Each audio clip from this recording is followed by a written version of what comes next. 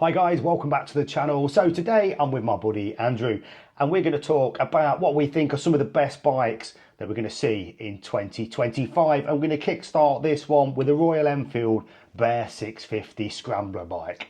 And this is going to be a growler. I think so too. You know, they've had the Gorilla, now they've got the Bear. And for this one, what we've got, we were looking at the same parallel twin engine that they're using, the Interceptor, Continental, GT, the Shotgun and the Super Meteor. This is, and also in the classic 650. So they know this bike, they know this engine works really well. And they brought the heritage of the mark back in, because they're obviously calling it the Bear for a particular reason, aren't they? Yeah, something to do with the Californian race, weren't it, back in the 60s with Fast Eddie? 1960. 1960. Yeah, 1960, the Big Bear Run it was called. It was inspired by the fearless Fast Eddie Mulder. Yeah, that's right. And he's still alive to today as well, you know, and he went out and won that race on his Royal Enfield. So it's got something to live up to. Yeah, sure. And they did a livery in one of the colours, which was called it a 249 colour. That was Fast Eddie's number. So yeah, it's definitely got a bit of heritage there. But all in all, I do think they've done a very nice job with this bike. And I would say, aesthetically, this is probably the best looking Royal Enfield they've brought out to date. It looks super. It really does. Yeah. I mean, really tidy, really well finished. I used to think predominantly it was a bit of an old man's bike, the Royal Enfield. But what they're doing recently, even with things like the Gorilla, they're making them a bit more kind of vibrant, and I think they're opening to all ages now. Yeah. And like I said, the engine works really well. They've been using it in those other bikes. This is kind of gone for the retro scramble up. They've got them knobbly tyres that look a little bit like them Pirelli STRs. Remember they had on the Ducatis? Yeah.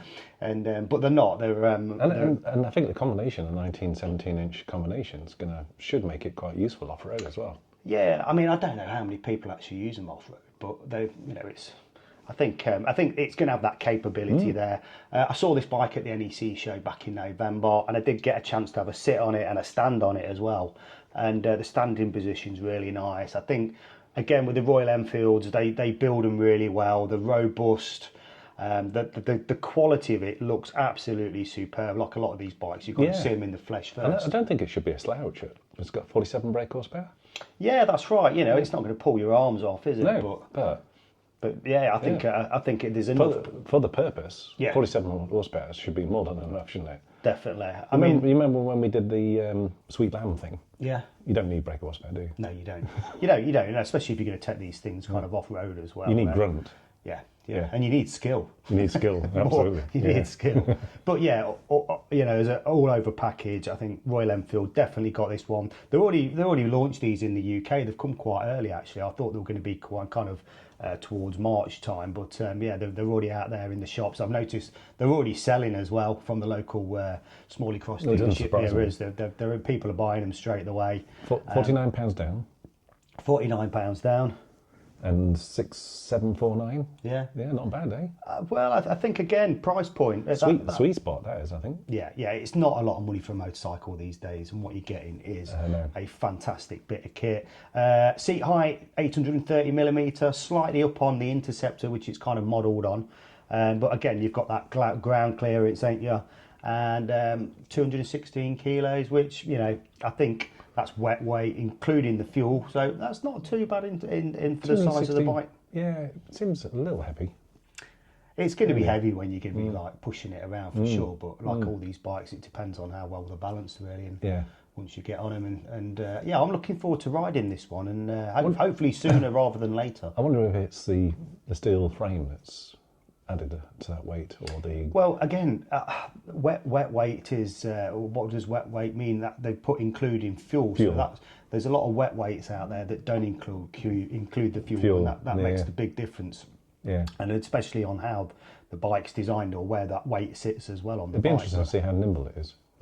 Yeah. I don't think it'll be very nimble, but I think it'll be a pleasure to ride. I'm looking forward to this one. So again, that's one we're hopefully going to bring to the channel.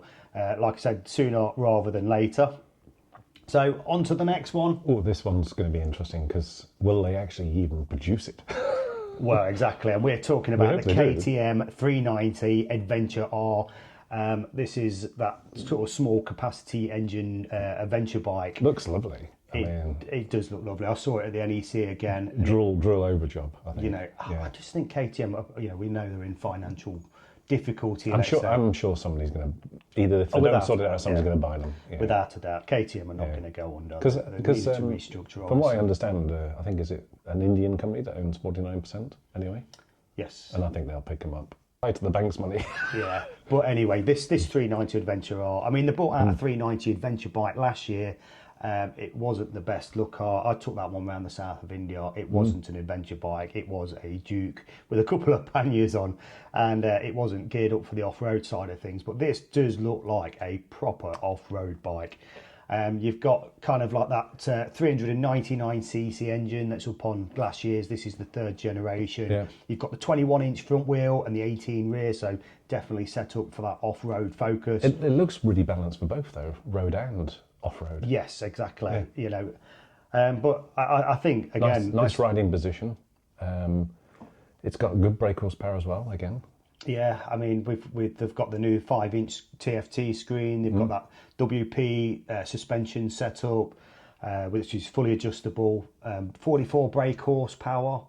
159 kilos wet weight, but again, wet weight without fuel. It's 161. It says without fuel, but yeah, I mean, I think even with fuel, that's still going to be quite light. I think this will be a very nimble bike, won't it? Yeah, I think so too. The scramblers are not designed to be as nimble. Anyway. I mean, they should have made this a couple of years ago, really. You know, they had the platform, and that's what they make, ain't it? Really, probably busy sorting that engine problem they had out. Possibly, but again, this engine's built out in India, so I mean, they've not had no issues with these. No. And I think also the servicing on them's a lot bigger as well. You know, I think you've got your usual first service at 1,000. I think it's 10,000 kilometres on the annual service, and then 20,000 on the valve checks, which is great for a 399cc bike. But price wise, we don't still know the price on this one. I don't think that, you know, people are saying $7,000, which is just over £5,000, $5,500 maybe. Seems cheap, doesn't it? It's not bad actually. They've got to be competitive with like the Royal Enfield Himalayan 450 and the CF Moto 450 MT. They've got to keep it tight. Keep it in a sweet spot. And if they want to sell these, which they need to sell them, you know, they've got to keep that price right. But physically looking at the bike, it looks amazing. I might even get one of these. It does look like a proper good bit of fun. But you're quite excited about it. Yeah, definitely. The next one, I think, really excites me. Okay. Well, so what are we on to next? The BMW.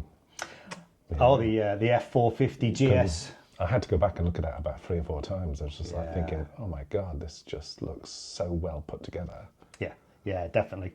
I think, again, I mean, I did get a close-up. I didn't get to sit on it, but I jumped on the stand that it was on the press day and really had a proper good look around it and got some good footage. And it does look like a bike that's certainly going to rattle some feathers in that category. Same category as well as the KTM, isn't it? I mean, it's only single seat though, but I guess, you know, that's not a problem. They normally bring out kind of different seat accessories and stuff for these bikes, and it is a concept bike at the minute. It is. What did they say on the show? They said it was going to be a 2026. No, it's going to be 25. Or was it September 25?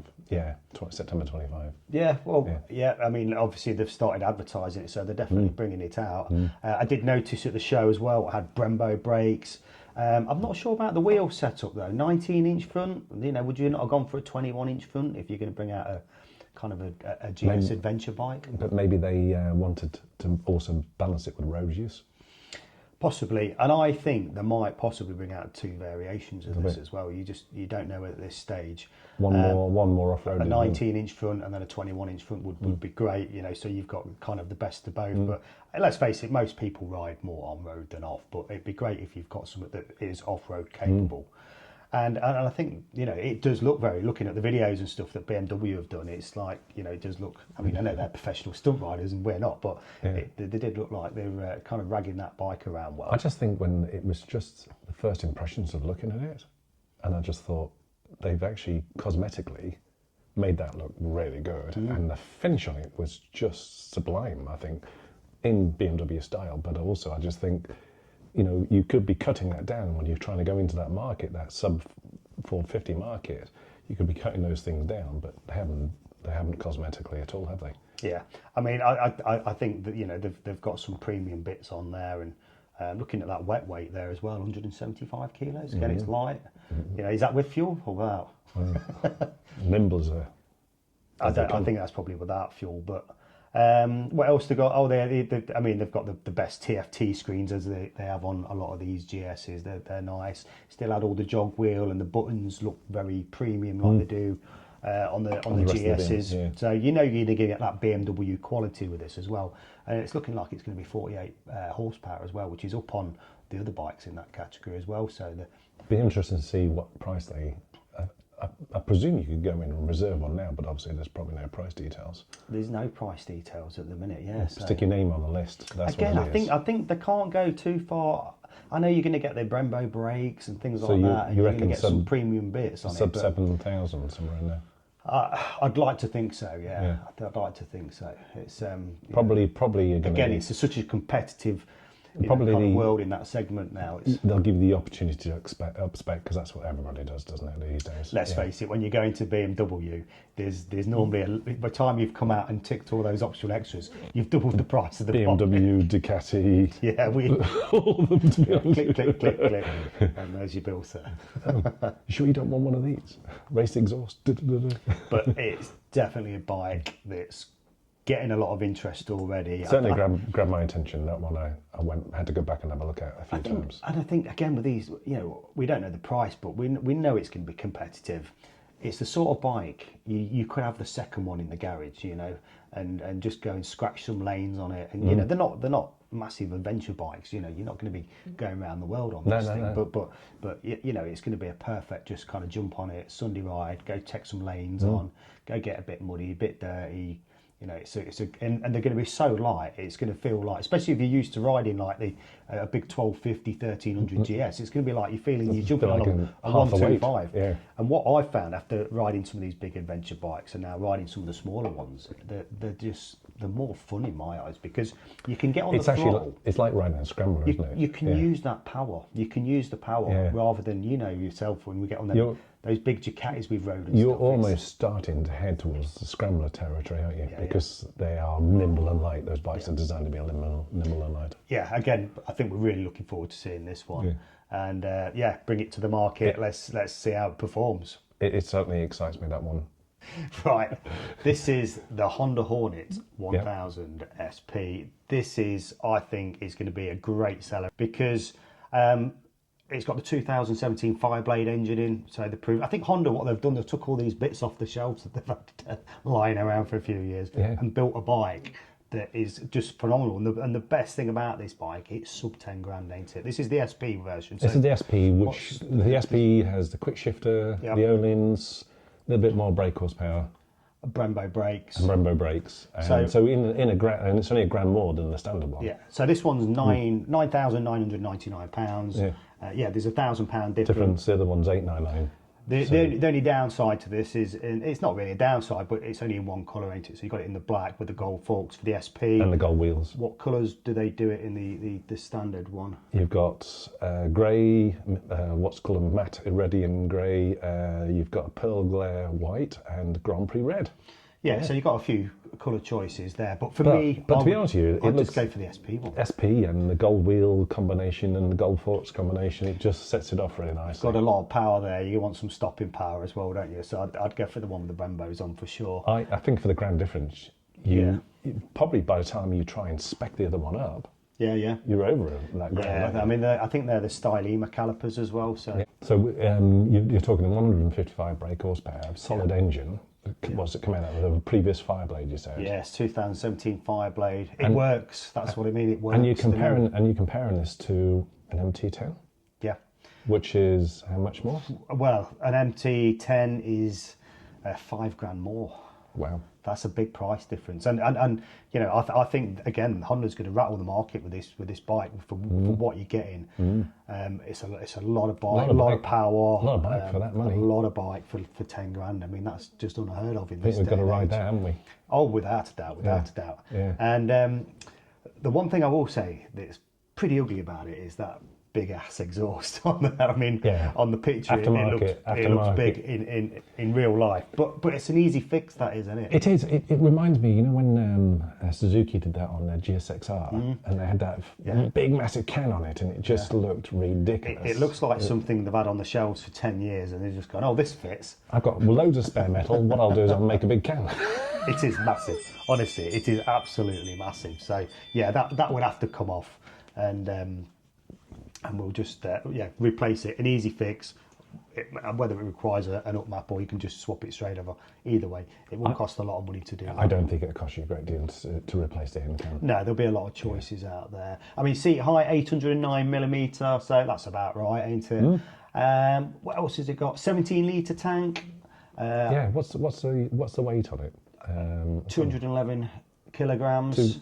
So it's sitting around that sort of, and that's wet, is it again? Yeah, I'd imagine so. Yeah.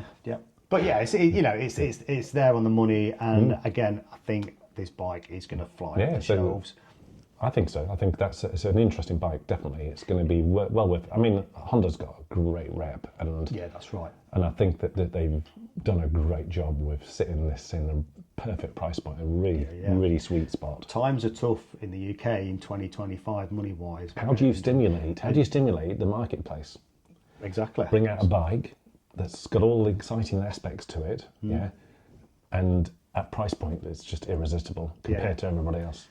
I would just go, if I was in the market for one of them, that's the one I would go for. Yeah. I would say a naked bike, sub 10 grand, with a Honda badge on it. Yeah. Can't go wrong, can you? No, exactly. So the next one was another interesting looking bike, obviously for a Yamaha, is the R9. Yeah, so again, another one I've seen at the Motorcycle Live. Again, they're all changing the bikes up a little bit here, ain't they? They're all going more super sport rather than full on sports bike, and this is like goodbye to the R1. Is it sad time? Should we be sad now? It's strange. The R1 will continue, but only as a racetrack bike. That's it. The same as the R6. You can only buy that as a racetrack bike. The R9 looks a much better finished bike. Yes, without a doubt. It's a good bike. It's great engine. It's quick. It's quick enough for most people. It's got aerofoils built into it, and track or road. It's a fast bike, and a price point of 12,250 for a fully faired. So you're comparing that to the Honda Naked and fully faired. That's not a bad price point starting point. 119 brake horsepower, 93 newton-meters of torque. It's got quite a small tank, but I do believe it does a good tank range. So that's 14 litre, 14 litre tank. Wet weight, including fuel, 195 kilograms. So it's going to be very, very nimble. Yeah. Seat height 830 again. Kinder on tyres and all that sort of more weight and more to put pressure on the tyres, I think. So uses the same forks as the MT09SP. It's got KYB rear shock, Brembo styling calipers. So again, you've got some. You've got some good braking power there. 56 miles to the gallon, so that's pretty good, isn't it? And they've added, obviously, all the nice little bits you can get via the GY-TR. Yeah, I mean, it looks cool, doesn't it? It looks cool, and I think when you put some of those other bits on there, it looks a very finished bike. And ergonomically, I've found when I've sat on the bike as well, I mean, again, I've not had the pleasure of riding it yet, but it feels a less aggressive riding position, but sporty enough that you don't feel like you're losing that sports bike factor. Your knees aren't quite up to your let's face it, we're not getting any younger, are we? Flexibility's can't get my knees up to my earlobes anymore. But yeah, it's again, it looks cool. Nice. Two great colours, bike. 2 colours, blue and black, I think. That's it.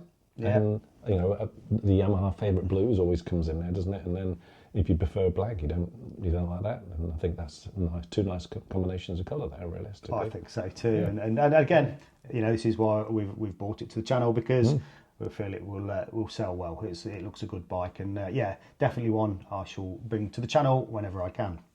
Right. Okay. Well, on to the next one. So another bike that's I'm kind of interested to see how this one rides. The Panigale V2, the S1. They've dropped the brake horsepower. Is that sensible? Do you know? I looked at it and I was not overly inspired. No. What's the difference between the previous one? The previous one was pretty good, and it was more brake horsepower, a little bit heavier, and Anyway, dropped but it quite a bit though, ain't they? Like, they've dropped. this is 120 brake. The other Yeah. one was about, was it 150? 150, yeah. And it's interesting until I started reading up on it, and then it was actually Marc Marquez took one on a track, Yes. and he matched the Supersport lap time. The Ducati team owners could not believe that he'd done that on a standard bike. I mean, if you want somebody to go test your bike, then he's the man. He's the man, absolutely. He's going to push you to the limit. So I think you're like, ooh, this is quite capable. And then when you read the stats on it, it's actually, you'll go around a track pretty close to the same time as the other one would anyway. I saw his interview actually. With a less brake. He kind of went, there, yes, I like this bike. And that was it. I like a Ducati. But, you know, the proof was in the pudding, weren't Yeah. it? The Well, he's proof going to was say in the that. pudding. How many millions has he been paid? Yeah. But the proof was in the pudding, what he actually did with it. And the second thing is, it's also really kind on tyres. The same with the new V4. The new V4, what they've done is, I mean, they've got rid of the single-sided swing arm, which is like a trademark for Ducati. Yeah, yeah. It aesthetically looks so sexy, and they've brought in this dual-sided rear swing It's like arm. a monocoque swing arm. And it don't look the tidiest of things, but the difference it makes to tyre care, and they've increased, I think, on the front headstock, they've increased the flags, and the combination of those two things, you've got better lap times. Apparently, it will make somebody who had the previous V4, who struggled on a track day, will be able to get onto the new V4 and do much faster times without trying as hard. Yeah. And you'll use less tyres. Let's face it, Ducati know what they're on about. It's Well, like they're They've learnt a lot from their GP experience. It's not They've got always about eight the- bikes on the grid, haven't they? So you're going to learn a lot. yeah, exactly. They're winning everything. So, you know, on the design side of it, it's kind of like, you know, they're leading the way. And It really is taken from their motorsport experiences and bringing that into the road. Yeah, definitely. although they've lost the brake horsepower, they've lost a lot of weight. The engine alone, it was saying the 54.4 kilogram engine. Everything they've reduced right down on the weight of the bike. So you go to so the much more compact. power to weight ratio. Agility's increased, you know, all those sort of things fundamentally. 70% of the torque comes in at 3,000 RPM. Yeah. I mean, it's So going to have it's some like a nice pull to it. It's like a traditional V2, all low down torque, which meant that you can get out the corners much faster. Yeah, low I mean, torque. again, you've got some nice kit on this bike as well, ain't you? With all the Olins, the Brembos. You know, Ducati don't really make bad bikes, do they? That's And- the S1. Obviously, the S1 comes with the O-rings. There's Yeah, always yeah, the difference yeah. between the standard and the S. Yeah. And also the wheels are different, aren't they? The lighter wheels on the S model. Yeah, against yeah. I mean, for me personally, I'm always tempted if I'm going to spend a few quid just to spend a bit more and get the S. And I don't think the price is down actually on from last year's V2. So this one's coming in at £16,999 or £95. Yeah. I think last year's V2 was just the V2, not the V2S, was a grand more or something like that. Was it? Okay. So they really tried to find some savings in the way they manufacture that bike. Yeah, yeah. It'd be interesting to have one of these on the track. I mean, they've kind of designed this bike to make it road focused and track focused. Again, a bit like what they're trying to do with the R9. Really, trying to get a best for both. What about ergonomically? Again, they've changed the riding position quite a bit on these bikes as well. So they're making them less aggressive. Compared to the More comfortable. V2 was a proper full-on sports bike. Yeah. So again, by doing that, you're making them better for the road, really. You- Because you- you want a bike that you can perhaps do both if you want to do a few track days, but you're not a track day enthusiast. And you don't have to make it so intense. If you want to, you can always drop your handlebars. You can always lift your footrest and everything else afterwards if you want that. Yeah, yeah. But for the average user, they don't. Yeah.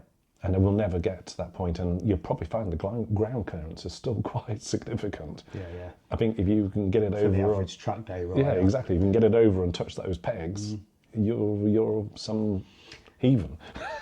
Again, another bike we'll hopefully look forward to seeing sometime this year. But yeah, well done Ducati, and I think again, I think it will do well. Yeah, I think so.